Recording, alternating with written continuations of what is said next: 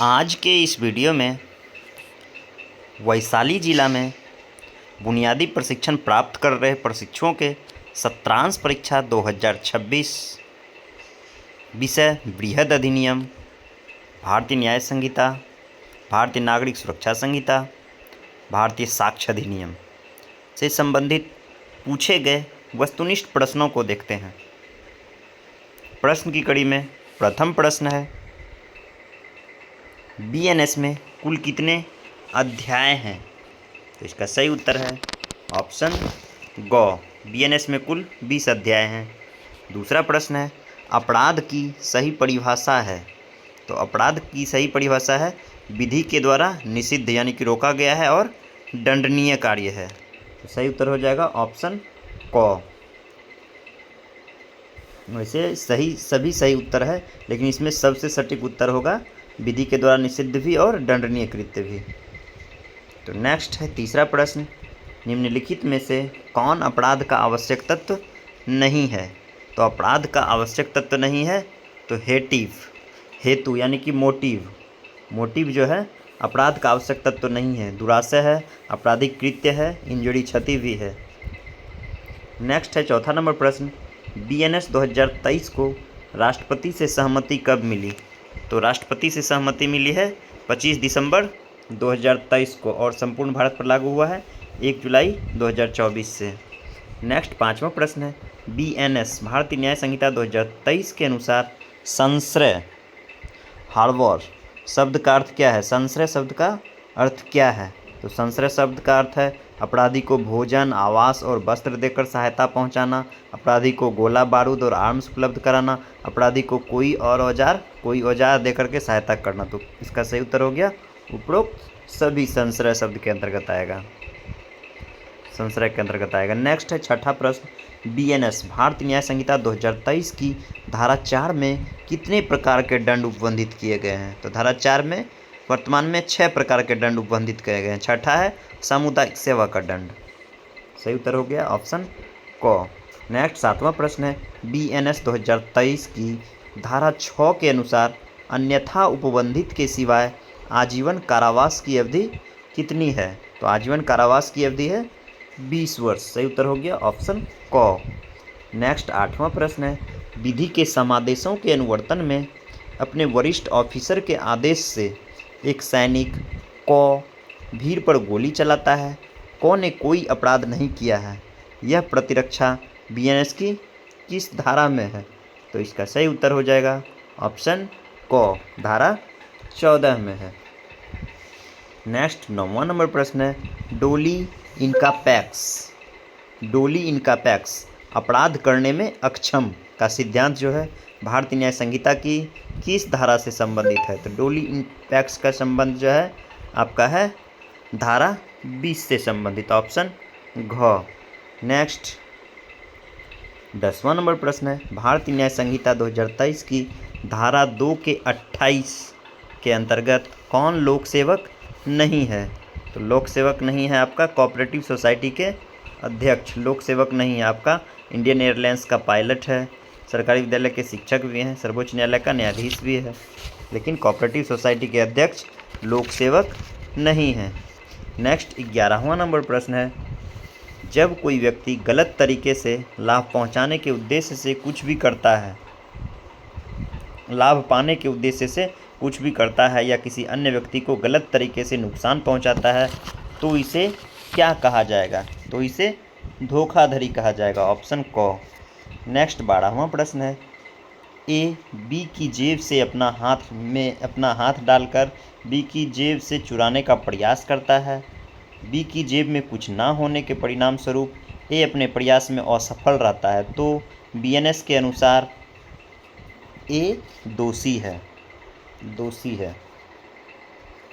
Next 13वां number प्रश्न है, भारतीय न्याय संहिता 2023 की धारा 69 के अंतर्गत बलात्संग के कितनी परिस्थितियों का वर्णन किया गया है? यहाँ पे 69 जो लिखा हुआ है ये गलत है।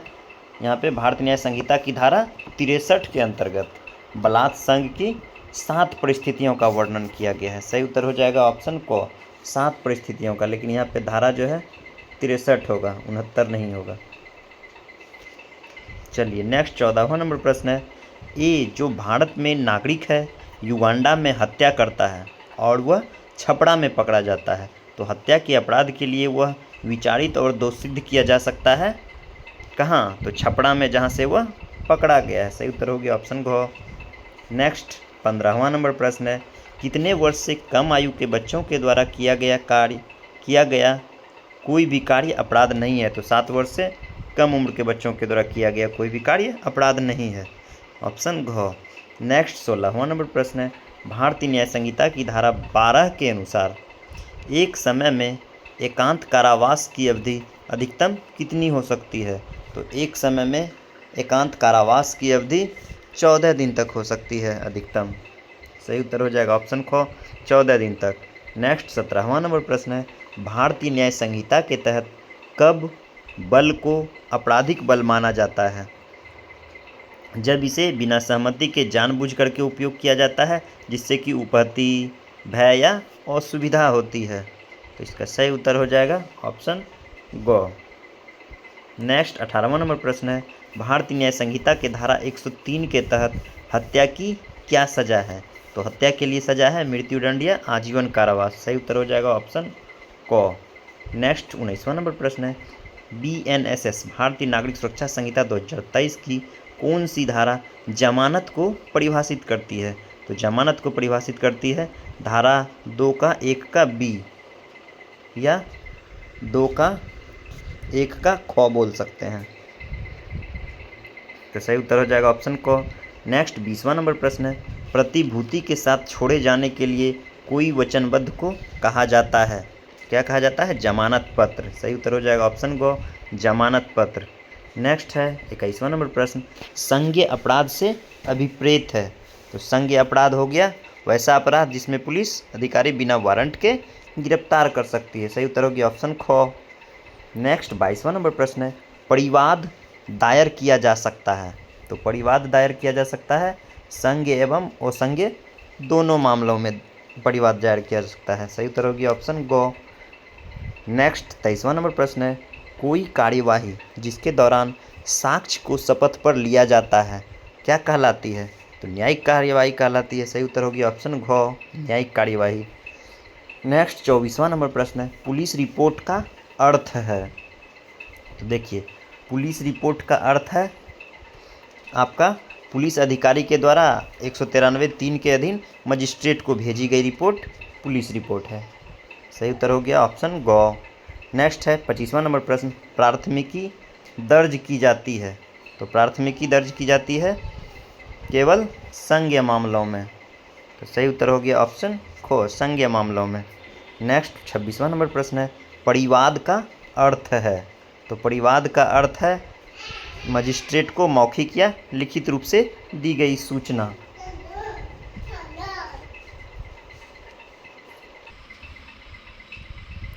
नेक्स्ट है 27वां नंबर प्रश्न, पहचान परेड किससे संबंधित है?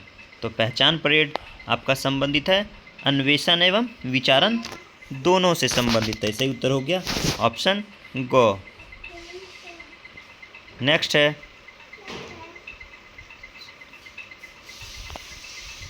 नेक्स्ट प्रश्न 28वां नंबर, थोड़ा डाउट है इसमें, देख लेना है। अन्वेषण से तो है, जांच से भी है, लेकिन विचारण से देखना पड़ेगा। नेक्स्ट 28वां नंबर प्रश्न है, सम्मन कितने प्रति में जारी की जाती है? तो सम्मन जो है मुख्य रूप से 2 प्रति में जारी की जाती है सम्मन। नेक्स्ट 29वां प्रश्न है, गिरफ्तारी का वारंट कितने समय तक प्रवृत्त रहेगा? तो गिरफ्तारी का वारंट जब तक कि निष्पादित ना हो या फिर न्यायालय के द्वारा रद्द ना कर दिया गया हो। सही उत्तर हो जाएगा ऑप्शन घ। नेक्स्ट 30वां नंबर प्रश्न है, जांच से अभिप्रेत है? तो जांच से अभिप्रेत है मजिस्ट्रेट या न्यायालय के द्वारा जांच किया जा सकता है, यही सही होगा, मजिस्ट्रेट या न्यायालय के द्वारा किया जा सकता है, ऑप्शन क। नेक्स्ट है 31वां नंबर प्रश्न, एक मजिस्ट्रेट है अपने स्थान या अधिकारिता के अंदर जब सुबह टहलने जाता है तो उसके सामने कत्ल हो जाता है, क्या वह अपराधी को गिरफ्तार कर सकता है? तो हाँ, अपराधी को गिरफ्तार कर सकता है। सही उत्तर है ऑप्शन को, हाँ।